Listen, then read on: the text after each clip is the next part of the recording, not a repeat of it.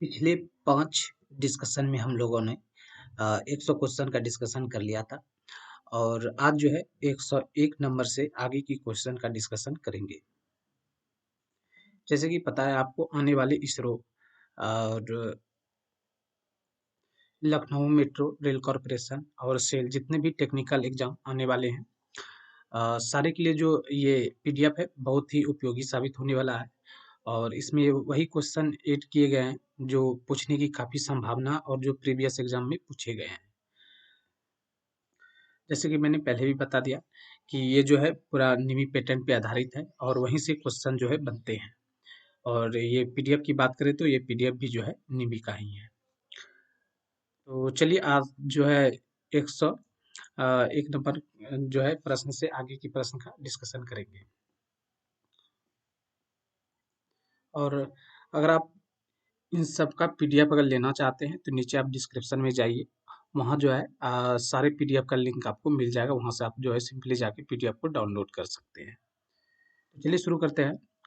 पहला क्वेश्चन है which one of the following is an advantage of using gauge, यानी निम्नलिखित में से कौन सा गेज का प्रयोग करने का एक फायदा है। यानी आपको जो है एडवांटेज बताना है गेज का कि गेज का जो हम लोग उपयोग करते हैं उसका क्या एडवांटेज है। क्या समय की बचत होती है, या फिर उत्पादन में वृद्धि होती है, या फिर सी में मिल जाता है दोनों, समय की बचत और उत्पादन में वृद्धि दोनों, और डी में मिल जाता है इनमें से कोई नहीं। तो क्या सही आंसर होगा? तो देखिए, हम गेज का प्रयोग करते हैं। कुछ हमारा गेज, जैसे मान के चलिए कोई गेज है, स्लिप गेज ले लेते हैं। तो अगर हमको कोई 10 एमएम का जॉब, यानी 10 एमएम का जॉब को मापना है, 10 एमएम या 20 एमएम कोई भी जॉब अगर मापना हो, तो हम क्या करेंगे, एक सेट गेज, उसका जो गेज का जो सेट होता है स्लिप गेज का, वहाँ से 20 एमएम का एक गेज सेट को उठा लेंगे और उसे डायरेक्ट माप लेंगे। उसमें ना तो हमको स्केल देखने की ज़रूरत है, ना रीडिंग देखने की ज़रूरत है। तो हम क्या करते हैं कि डायरेक्ट जो है एक मास्टर पीस से उसका तुलना कर लेते हैं, यानी कंपेयर कर लेते हैं कि एक्चुअल वो वास्तव में जो है 20 एमएम का है या नहीं है। तो इससे क्या होगा कि जब हम इस प्रकार से करेंगे तो हमारा काम जल्दीबाजी होगा। मतलब हम जो है जल्दीबाजी कोई भी चीज़ का जो है मेजर कर सकते हैं, कोई भी पार्ट्स का, कोई भी वर्क पीस का मेजर कर सकते हैं। तो इससे क्या होगा, हमारा समय का बचत होगा। अगर समय की बचत जहाँ होता है वहाँ उत्पादन में क्या होगा, वृद्धि होगा। तो ऑप्शन जो है सी हो जाएगा, यानी समय की बचत और उत्पादन में वृद्धि दोनों। ऑप्शन जो है सी सही हो जाएगा। अगला प्रश्न देखते हैं। अगला प्रश्न है plain ring gauge are use to check the of cylindrical workpiece, यानी बेलनाकार कारखंड को जांच के लिए प्लेन रिंग गेज का प्रयोग किया जाता है। यानी आपको बताना है कि कोई बेलनाकार का कार्यखंड है, उसको जो है जांच करने के लिए हम किस गेज का प्रयोग करेंगे।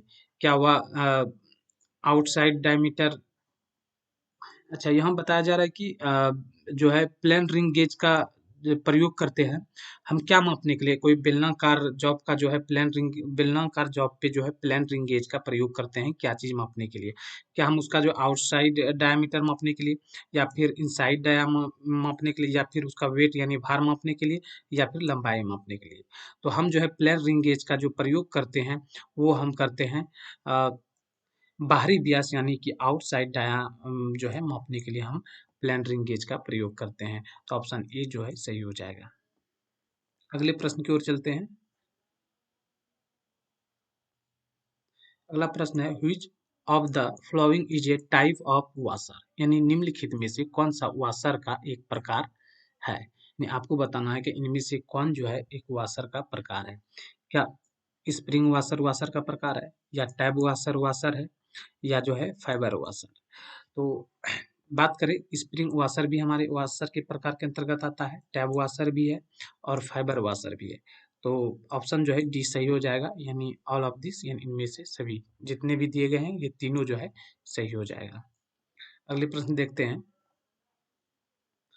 अगला प्रश्न है identify the type of nut so in the figure, यानी चित्र में दर्शाए गए नट के प्रकार को पहचाने। आपको पहचानना कि ये कौन सा नट है। तो क्या ये केसल नट है, विंग नट है, वर्गाकार नट है, या फिर डी में मिल जाता है इनमें से कोई नहीं। तो क्या होगा, तो हमारे नट के ऊपर जो यहाँ देख रहे हैं जो स्लॉट कटे होते हैं, ये हमारा केसल नट में कटा होता है। केसल नट का प्रयोग जो है जैसे कोई बोल्ट है, ये यहाँ बोल्ट इस प्रकार का बोल्ट के अंदर जब इसको हम टाइट करेंगे तो यहाँ बोल्ट के ऊपर क्या होगा, एक स्लॉट इसके भी एक होल बना रहेगा और यहाँ हम जो है एक स्प्लिट पिन वगैरह डाल के जो है इसे शेप में मोड़ देते हैं ताकि जो है खुलने का खतरा जो है ना बना रहे। तो ये हमारा कैसल नट का प्रकार है और इसका एक बहुत ही इम्पोर्टेंट सवाल जो पूछा जाता है कि कैसल नट में जो है कितने स्लॉट कटे होते हैं, तो यहाँ आप देख सकते हैं 1 2 3 4 5 6, तो कुल जो है 6 स्लॉट कटे कटे होते हैं। तो ये चीज़ें भी आपको ध्यान में रखना होगा। चलिए अगले प्रश्न की ओर चलते हैं। अगला प्रश्न है, which of the following is the sensory part of a coordinate measuring machine that is responsible for sensing different parameters required for the measurement। यानी क्या कहा जा रहा है कि निम्नलिखित में से कोऑर्डिनेट मेजरिंग मशीन का संवेदी हिस्सा जो माप के लिए आवश्यक विभिन्न मापदंडों को संवेदन के लिए जिम्मेदार है। मैं आपको बताना है कि कोऑर्डिनेट मेजरिंग मशीन का कौन सा संवेदी हिस्सा है जो कि जिससे हम माप लेते हैं, उसके लिए आवश्यक विभिन्न मापदंडों संवेदन के लिए जिम्मेदार है। तो इसका जो ऑप्शन हो जाएगा वो ऑप्शन नंबर बी हो जाएगा, यानी प्रोब। अगले प्रश्न देखते हैं। अगला प्रश्न है, what does she stand for in CAD। यानी CAD में सी का क्या अभिप्राय है, यानी एक प्रकार से कहा जाता है इसका फुल फॉर्म बताना है कि CAD में जो है सी का क्या अभिप्राय, यानी सी जो है किसको इंडिकेट करता है। यानी आपको बताना है क्या वो कंप्यूटर को या फिर कॉपी को, कोऑर्डिनेट को या फिर जो है कॉम्बैट को, किसको इंडिकेट करता है सी। तो CAD का जो पूर्ण रूप होता है वह होता है कंप्यूटर एडेड डिजाइन। यानी क्या होता है, computer aided design.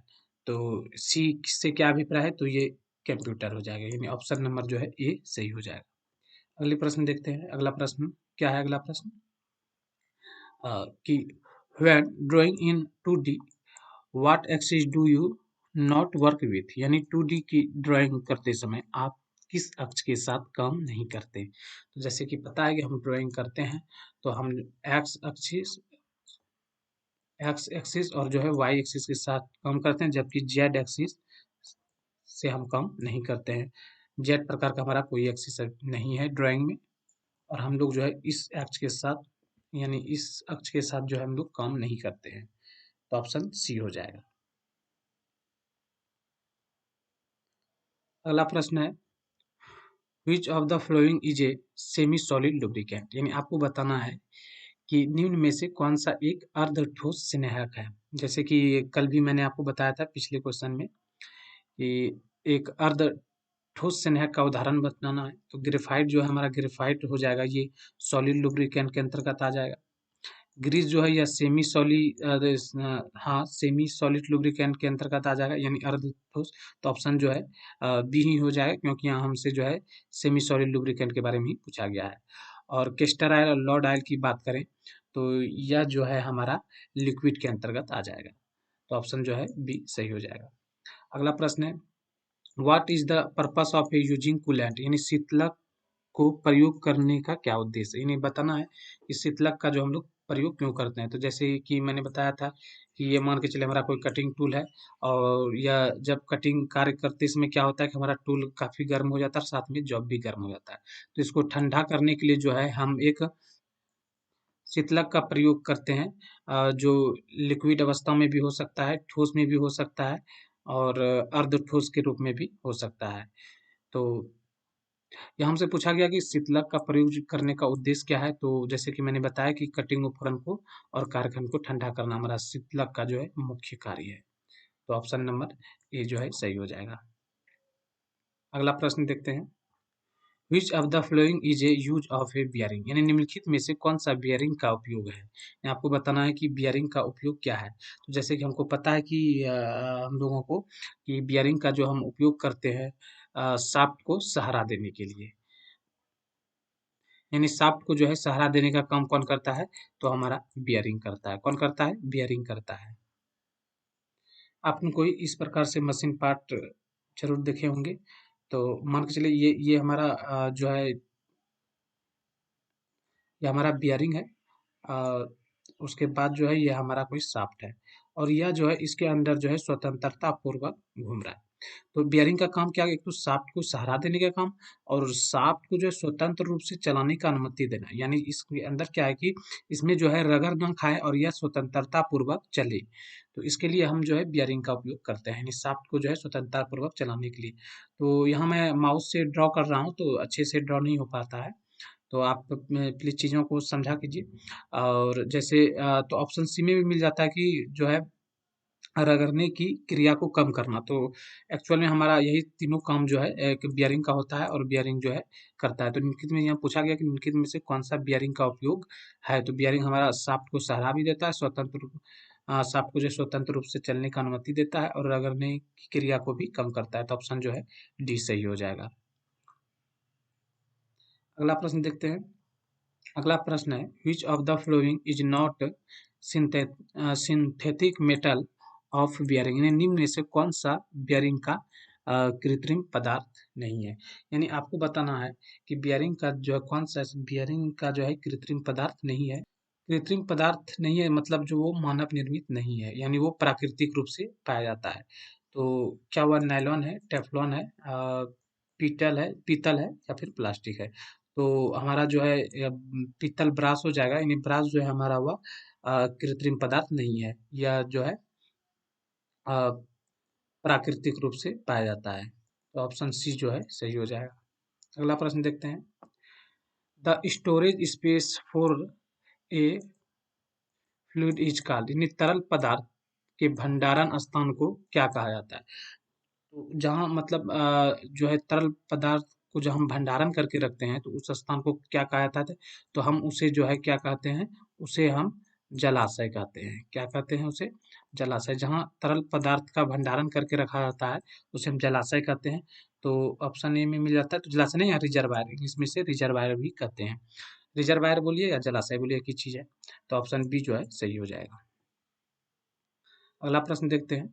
The study of A pneumatic related with system operate with, यानी न्यूमेटिक्स का अध्ययन किससे संचालित सिस्टम से संबंधित है। यानी आपको बताना है कि जो न्यूमेटिक होता है वह सिस्टम किससे संचालित होता है। क्या वह एयर से होता है, पानी से होता है, तेल से होता है, या फिर इलेक्ट्रिसिटी बिजली से होता है।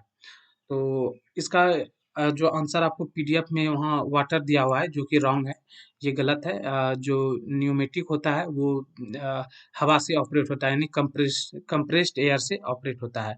तो पीडीएफ में आपको बी ऑप्शन मिल जाएगा, जो कि गलत है। आप ए को सही कर लेंगे। चलिए अगला प्रश्न देखते हैं। अगला प्रश्न है, लुब्रिकेंट ऑयल की सबसे महत्वपूर्ण विशेषता क्या होती है। यानी उसकी जो है लुब्रिकेंट का विशेषता बताना। तो लुब्रिकेंट का जो विशेषता होता है उसमें तैलीयता और श्यानता का गुण होना चाहिए। जो ऑप्शन ए में मिल जाता है, विस्कोसिटी यानी श्यानता। तो ऑप्शन ए जो है सही हो जाएगा। अगला प्रश्न देखते हैं। अगला प्रश्न है, कोई भी कार्य या नियंत्रण प्रणाली जो तरल का प्रयोग संचारण द्रव की तरह करती है, डैश के रूप में जाना जाता है। यानी कोई भी कार्य नियंत्रण प्रणाली जो तरल का प्रयोग संचरण द्रव की तरह करती है, किसके रूप में जाना जाता है, ये बताना है आपको। जो प्रणाली तरल का प्रयोग जो है संचारण द्रव की तरफ करता है उसे हम हाइड्रोलिक सिस्टम कहते हैं। उसे क्या कहा जाता है, हाइड्रोलिक सिस्टम कहते हैं, यानी द्रव चालित प्रणाली कहा जाता है। तो ऑप्शन ए जो है यह सही हो जाएगा। अगला प्रश्न है, which of the following is a material handling equipment, निम्नलिखित में से कौन सा सामग्री प्रहस्तन का उपकरण है। तो प्रहस्तन का उपकरण क्या क्रेन बार है या फिर कन्वेयर है। तो क्या हो जाएगा, तो ऑप्शन सी में दोनों मिल जाता है। तो क्रेन और कन्वेयर यह दोनों जो है हमारा प्रहस्तन उपकरण है। तो ऑप्शन सी जो है सही हो जाएगा। अगला प्रश्न देखते हैं। अगला प्रश्न है, which of the following is used to check taper, यानी निम्नलिखित में से किसका उपयोग टेपर की जांच करने के लिए करते हैं। क्या टेपर की जांच करने के लिए हम बॉल एंड रोलर गेज का करते हैं, फिलर गेज का करते हैं, वायर गेज का करते हैं, माइक्रोमीटर का करते हैं। तो जैसे कि पता है कि माइक्रोमीटर के द्वारा हम जो है किसी जॉब की जो है इंटरनल और एक्सटर्नल डाया को माप सकते हैं। वायर गेज से जो है हम सीट की मोटाई वगैरह माप सकते हैं। फिलर गेज से दो मिलने वाले पार्ट्स के बीच का गैप को जांच करते हैं, जिसे क्लियरेंस गेज भी कहा जाता है फिलर गेज को। तो ऑप्शन ए में मिल जाता है कि बॉल एंड रोलर गेज। तो इसका प्रयोग जो है हम किसी का जो है टेपर की जांच करने के लिए हम बॉल एंड रोलर गेज का प्रयोग करते हैं। तो ऑप्शन ए जो है यह सही हो जाएगा। अगला प्रश्न देखते हैं। अगला प्रश्न निम्नलिखित में से किस मात्रा को कौन गेज ब्लॉक की सहायता से मापा जा सकता है? यानी आपको बताना है कि किस मात्रा को जो कौन गेज ब्लॉक होता है, हम उसकी सहायता से जो है क्या माप सकते हैं? क्या भार माप सकते हैं, कौन माप सकते हैं, गहराई माप सकते हैं या फिर लंबाई माप सकते हैं? तो जैसे कि नाम से ही प्रचलित है कौन गेज ब्लॉक, तो इसके द्वारा जो है हम एंगल की माप सकते हैं, कौन माप सकते हैं, इसका मेजरमेंट करेंगे। तो चलिए अगला प्रश्न देखते हैं। अगला प्रश्न है identify the instrument show in the figure, यानी ये फिगर को जो है आपको देख के पहचानना है, यह कौन सा फिगर है? क्या यह प्लग गेज है, वर्नियर कैलिपर है, माइक्रोमीटर है या फिर साइन बार? जैसे कि मैंने पीछे बताया, जैसे प्लग गेज का उपयोग जो हम कोई इंटरनल डाया को मापने के लिए करते हैं। वर्नियर कैलिपर का प्रयोग इंटरनल डाया और एक्सटर्नल डाया दोनों की जांच करने के लिए करते हैं। और वर्नियर कैलिपर का जो है डेप्थ बार, उसके सहायता से हम किसी जॉब की गहराई को भी माप सकते हैं।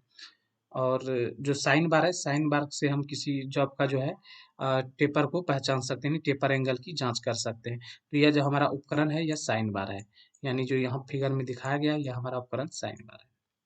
अगला और लास्ट प्रश्न है मेरा, क्या कहा लास्ट प्रश्न?